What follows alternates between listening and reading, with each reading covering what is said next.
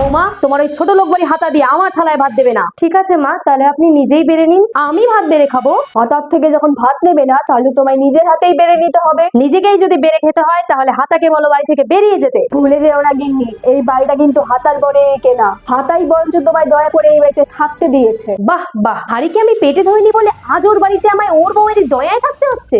ভগবান, এই লেখা ছিল আমার কপালে।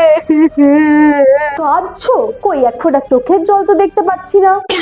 মা, আপনি কেন আমার দয়া থাকতে যাবেন? এটা তো আপনারই বাড়ি। থাক, ঝিকে মেরে বউকে শেখাতে হবে না। তোমার খুব বাড়বাড়ন্ত হয়েছে তাই না? এই বাড়াবাড়ি আমি বন্ধ করছি। ছোট খোকা করাই। হ্যাঁ মা, বলো। করাই, তুই বিয়ে কর, বিয়ে করে একটা চকচকে খুন্তি নিয়ে আয়। হঠাৎ বিয়ের কথা বলছো? হাতাটা বড্ড বার বেড়েছে, ওকে জব্দ করতে আমার একটা ছোট বৌমা খুন্তি চাই। আচ্ছা, এই ব্যাপার। মা, আমি খুন্তি পেয়ে গেছি, তবে খুন্তি কুমারী গর্ভবতী। গামলা ওর সন্তানকে অস্বীকার করেছে এবং বিয়ে করতে পারবে না জানিয়েছে। কি? একটা কুমারী পোয়াতি মেয়ে এবারে নতুন বউ হয়ে আসবে? কখনো না। আর ওই গামলার বেজন্মা সন্তানকে তো কোনোদিন আমার নাতি হিসেবে মেনে নেবো না। কেন মানবেন না মা? গামলা খুন্তিকে ফেলে গেছে, এটা তো খুন্তির কোনো দোষ নেই।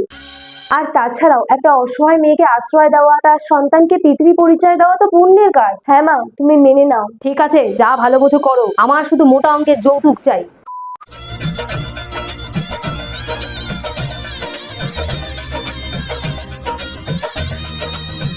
দিদি, আবার তুমি কড়াইতে হাতা দিয়ে রান্না করছো? আগে তো হাতা দিয়ে হাঁড়ি কড়াই দুটোতেই রান্না হতো, সেই অভ্যাসটাই রয়ে গেছে। অভ্যাস রয়ে গেছে না ইচ্ছে করে ছাড়তে চাইছো না? সব বুঝি আমি, গাছেরও খাবে তলারও কুড়োবে। ছোট, এসব কি বলছিস তুই? কড়াই আমার ছোট দেওর। আজকাল দেওর বৌদির মধ্যে কি সম্পর্ক হয় সেসব কি জানি না আমি? ছোট, চেঁচিও না।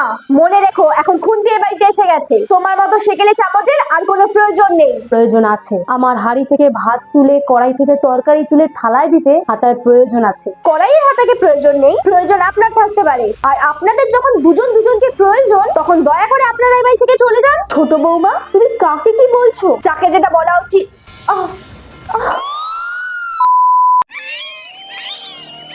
বাচ্চা হয়ে গেছে, এবার এটাকে কোনো ডাস্টবিনে ফেলে আসবো বা কোনো অনাথ আশ্রমে। কিন্তু তুমি যে বলেছিলে বাটিকে পিতৃ পরিচয় দেবে, সে তো তোমায় পাওয়ার জন্য। এখন এই বোঝাটাকে ফেলে এসে তোমার সাথে সুখে শান্তিতে ঘর করব।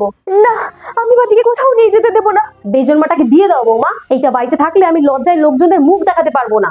না, না।